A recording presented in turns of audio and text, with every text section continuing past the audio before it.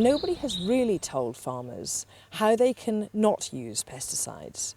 One of the problems that we have is that in research and in the support and advice that's coming onto farms, it's all very much geared to what they call wealth-creating products.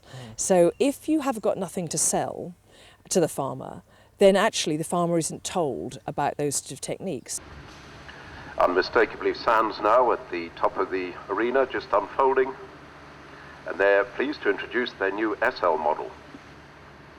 The SL has an all-new hydropneumatic self-leveling suspension system, and apart from the quality of the ride, which gives the potential of higher spraying speeds, it also maintains a constant vehicle height above the ground. So what other ways are there opposed to pesticides to control pests and weeds around the crop?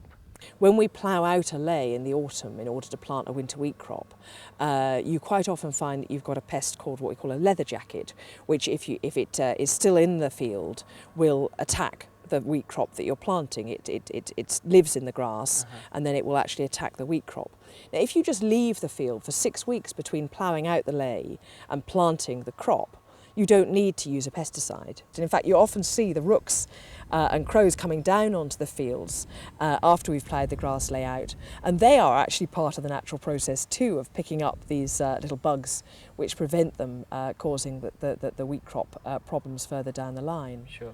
And so as long as we're planning that bit in advance and making sure that we're thinking about what we're doing and what a particular field's problem is, you can avoid using pesticides pretty easily. Healthy, don't they? Yeah. There's not much, tiny bit of that, to my way of thinking, is a much more appropriate way to manage the land. True.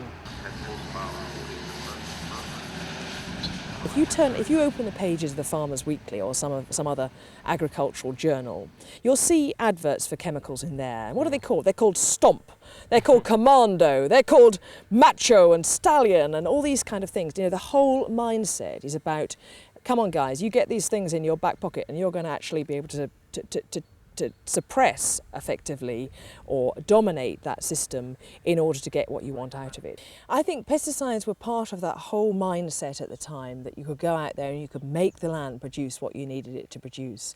Now if we'd put all that money and all that science into developing organic type systems at that time, my belief is that we would now have systems of farming that were equally productive but not nearly as damaging to the environment as we currently do have.